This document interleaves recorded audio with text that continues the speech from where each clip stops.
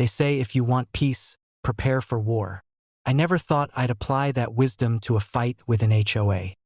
I own a 60-acre ranch just outside the town of Red Butte, where open skies stretch forever and my cattle roam free. This land has been in my family for generations.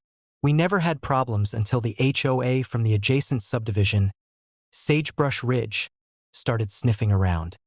Sagebrush Ridge is a freshly built, planned community with identical stucco homes, aggressively trimmed hedges, and a homeowners association drunk on power.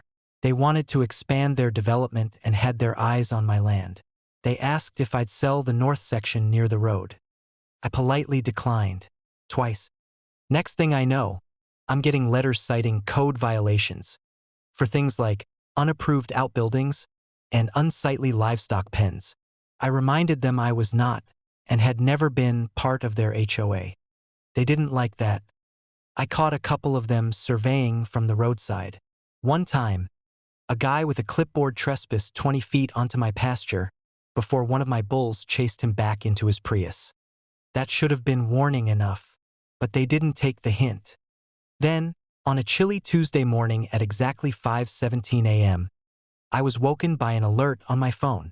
My motion sensor system, an array of trail cameras and alarms around my perimeter, had triggered on the east side of the property.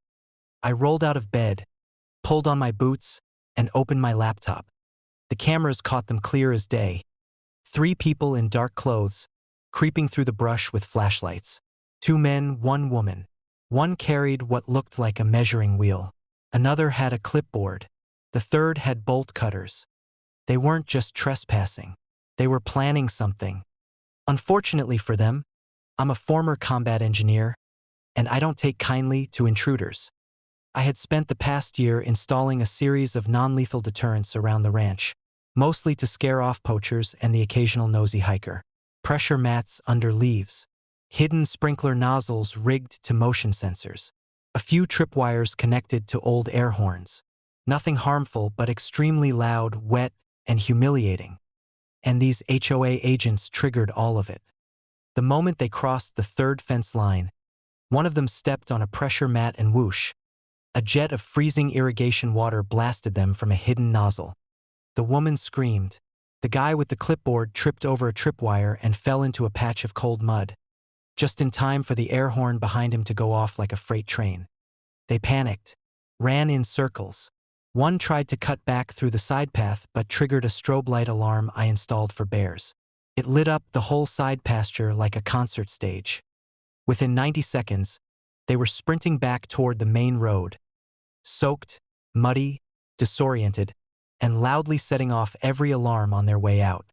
I called the sheriff, showed him the footage.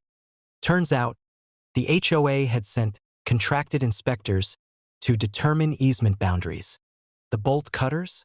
For overgrown brush.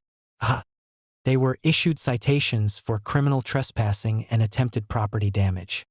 The HOA president, Sandra Dean, tried to apologize, said it was a misunderstanding, offered to cover any damage. I declined and sent her an invoice instead, $2,500 for security upgrades, plus a copy of the sheriff's report. I also posted a new sign at the ranch gate, private ranch, protected by motion traps. Trespassers will get wet, loud, and arrested. Since then, not a peep from Sagebrush Ridge. Now I sleep in, knowing the ranch is safe, and that HOA Karen and her clipboard cronies learned the hard way that just because I'm quiet doesn't mean I'm unprepared.